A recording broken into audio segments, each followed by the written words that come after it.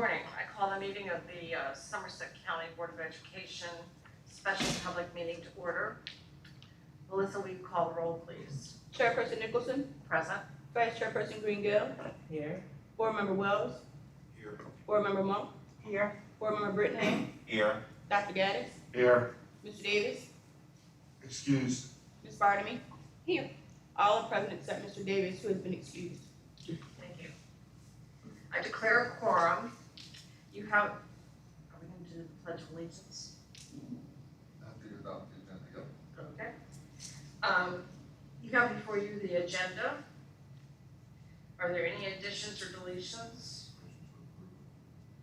Okay, it's been moved and seconded. All those in favor? Aye. Opposed? Thank you. Please stand for the Pledge of Allegiance. I pledge allegiance to the flag of the United States of America and to the republic for which it stands, one nation, under God, indivisible, with liberty and justice for all.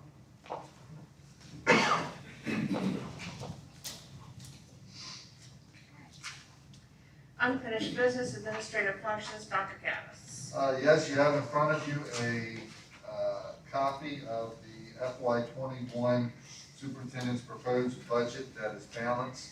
I again want to thank Mrs. Johnson, Linda Johnson, for everything that she's done and staff to get this ready. We went through it page by page last time we were together. Linda can update you on any changes that we have, but I think the key here is things are budgeted, things are balanced, and as we move forward with the uncertainty of the school year, things could change, as we move forward. So with that, I'll turn it over to Linda.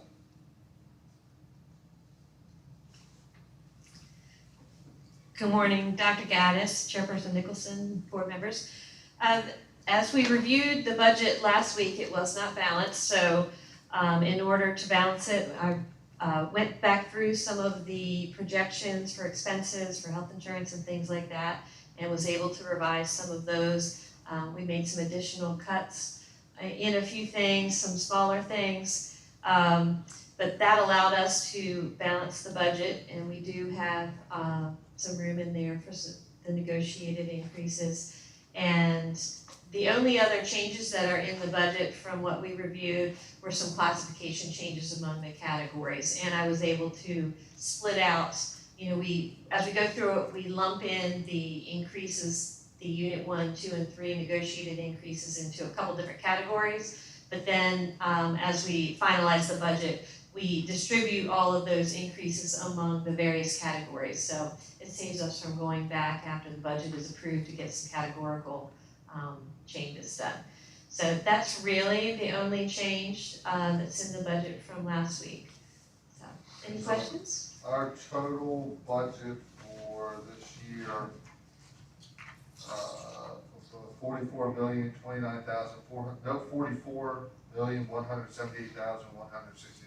Yes. Okay. Correct. And I think it's, obviously we want to start the school year in a positive way, but it will be a very tight school year. Yes. Very tight. And we will, again, the uncertainty of what's going on, we will have to be very careful as we grow.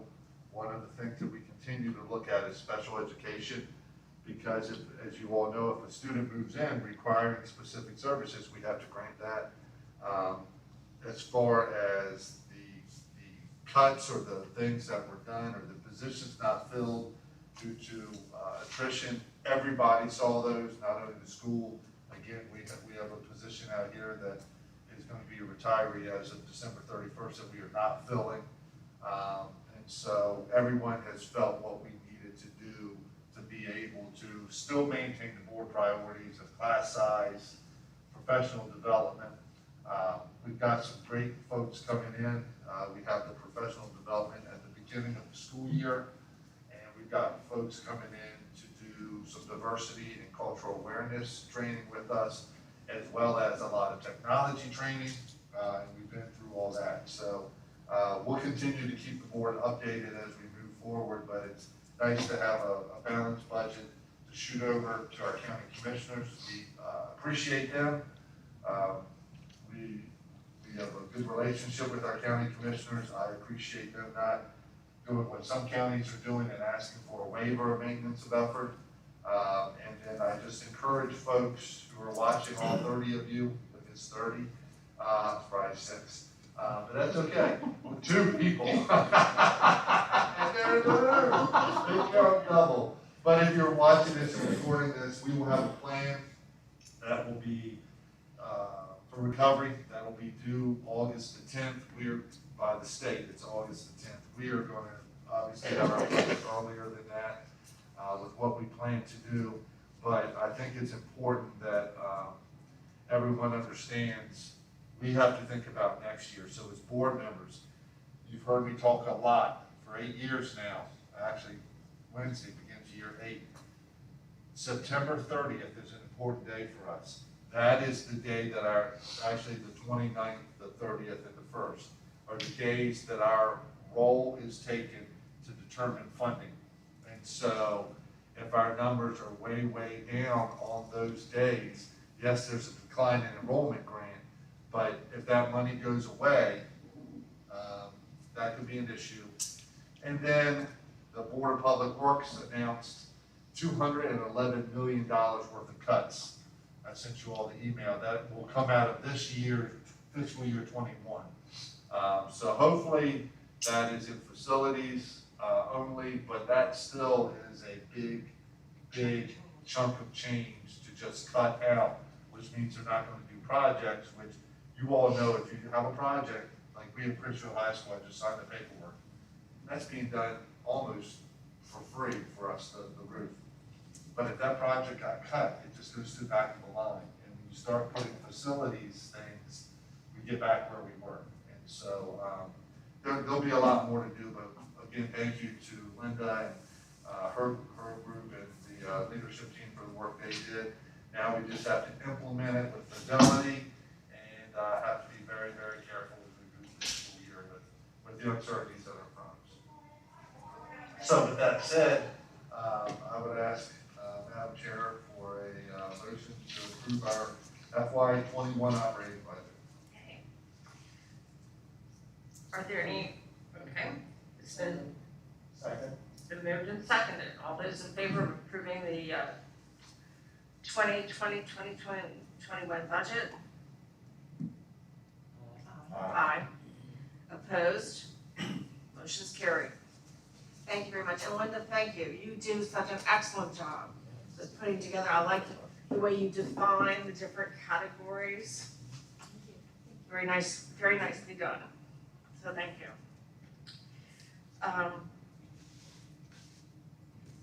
Is there any other business to be brought before the board? Now, I just again thank the board for their support as we have gone through this past school year. As we work together, again, we have a recovery group, that steering committee group that will meet 3, maybe 4 times to look at what we're doing. You all are more than welcome to come to that. We had independent groups that are working because remember, we took everything and put it in 5 buckets. So in other words, we took operations, safety, instruction, communication, and athletics. And each one of those, there are 5 groups. They're going to come up with a plan that addresses a traditional opening, what we're calling traditional, which is where everybody comes back, a hybrid, which could be the week on, week off, or a remote. And so we have to be ready because we can't, hopefully we come back traditional. But what if something happens then? Then we need to be ready for remote. We know that devices, from what I understood this morning, we're bringing the laptop cards back in. Yeah, and we're going to be able to, we'll be where we need to be. We're going to distribute those while we also have the new machines coming in. So there'll be a lot done with technology. I'm not saying it's the answer, but at least it's going to be a better situation if we have to go to that remote again. Hopefully we won't. So. Will they be presenting the plan, when we see each of the plans? Yes, the plan is going to come to you. You're going to start receiving parts of it, but our July 21st meeting, which is our next regularly scheduled meeting, is going to have a heavy emphasis on that. It does not have to have, which is kind of ironic, it doesn't have to have board approval because it's considered operations, but I want you all to understand and see what our traditional looks like, because again, for instance, safety, which is led by Danielle Haley, they've got to look at what things do we want safety-wise in a traditional opening, a hybrid, and a remote. Even though remote's easy because you're at home, because things are going to be different, and we have to decide and see what that difference is going to be. So that's where we are. That's all I have. Great. Last meeting, I distributed some packets, and I've just given Bobby a packet. We're looking at redoing your evaluation form. If you will, I'll go through and pick out your first and second best. And then at the next meeting, we'll go ahead and decide on the plan by consensus. I think we can streamline it. There's some good points in all of them, but I'm not gonna put my bias out there. So, but please do that, and we can look at that. There's no other business. The board will conduct an open regular meeting on Tuesday, July 21st, 2020 at 4 p.m. to immediately consider voting to convene a closed meeting pursuant to section 3-305B of the General Provisions Article of the Annotated Code of Maryland. The board will reconvene an open regular meeting at 6 p.m. The meeting will be streamed live on SCPS YouTube channel. Board and superintendent comments. Margo? Just want to thank Ms. Johnson for all of her hard work in getting this budget done for us, so that all we have to do is just approve it. So thank you so much for your efforts. And we're doing a good job in our, being able to meet and keep our social distancing and keeping our masks on and I know, I'm sitting here, I've moved my glasses, I don't know how many times, they still fogged up, so, but that's all in the, plan, so. Thank you so much, and to all of you, not just Linda, but all of you, we're just so proud of our group here, because you make our job Easy. Easy peasy. easy, very easy, and we do appreciate it. I'm gonna stop talking less about it. Troy? Same as Ms. Gill said, thank Dr. Gaddis and Ms. Johnson and all those who were involved in getting the budget process done and giving us a good copy and also making it balanced. So thank you for everything, and thank Dr. Gaddis for keeping us informed constantly of all the changes that are going on. He's at the top. He's at the top. Bobby? What they said. Patty? Thank you, and thank you to all those who participated in the meal programs. I know that came to a close on Friday, and it was a lot of work. I know it was, and we appreciate it, and I'm sure the students appreciate it as well. We had a good time on Friday. We really I did. could, It was funny. It was, celebrate.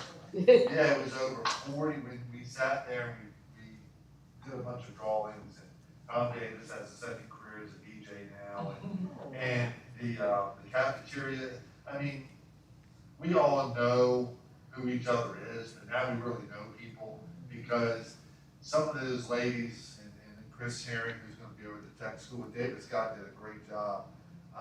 We were there over 40 days, and they were up at 3 in the morning, 4 in the morning, packing, making fresh sandwiches, getting everything ready.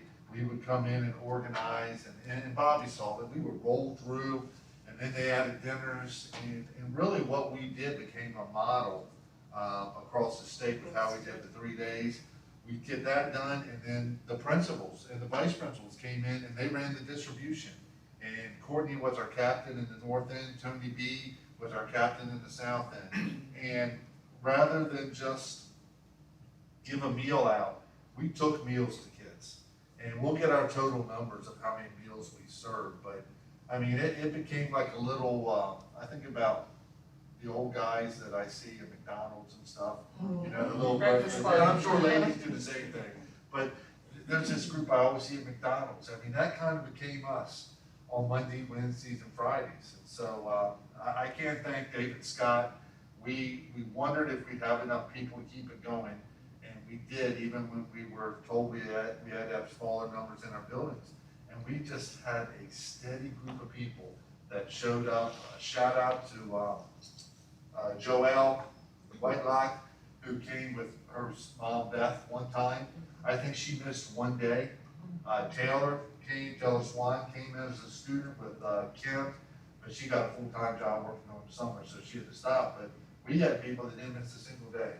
And so you really don't understand or appreciate how much the kids need the food until you go through and see that. And then I go back to the very first time after those 10 days, we were over at Pine Knoll and Courtney Monard on the bus, and I get off the bus and the boy comes up and he's like, he takes his apple and he bites his apple and he's like, oh, I missed these. You don't realize it until the only fresh fruit he probably got was every day. So when you're packing, or when I pack now, I think about it, 4 milk, 2 juice, 2 chips, a piece of orange, apple, some raisins or craisins, some cereal, probably a sausage, some chicken salad, and an Italian Coke cup. Wrap it up, do it all again. And then for lunch, we'd have chicken nuggets, mozzarella sticks, fruits and vegetables, carrots, 2 milks, and we're good.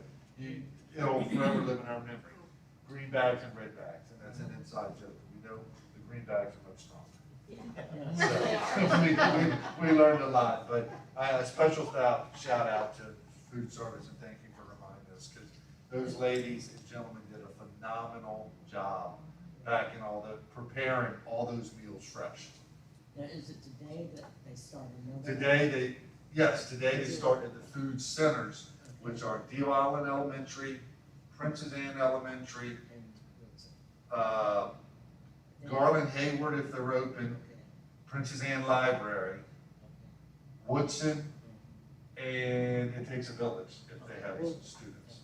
I didn't hear. So students can go, now we have to follow federal guidelines, so they can go and get breakfast, then they have to leave and come back and get lunch. They can't take lunch with them when they go to get breakfast.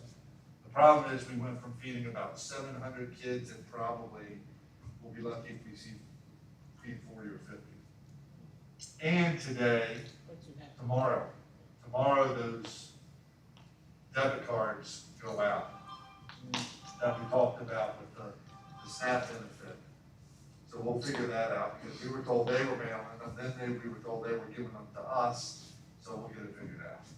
But I told you all about that, didn't I? The $330 per card, that every student is eligible because we were CEP. So, that's it. Has to be on food. But has to be used on food, yes. Okay, well, if there are no other comments, again, my thanks to everybody. We're in this together, we'll get through it. It'll be a challenge, but I think we can meet it. So without any further comments, may I have a motion to adjourn? That's so moved. Second? It's been moved and seconded. All those in favor? Aye. Opposed? Thank you, we're adjourned.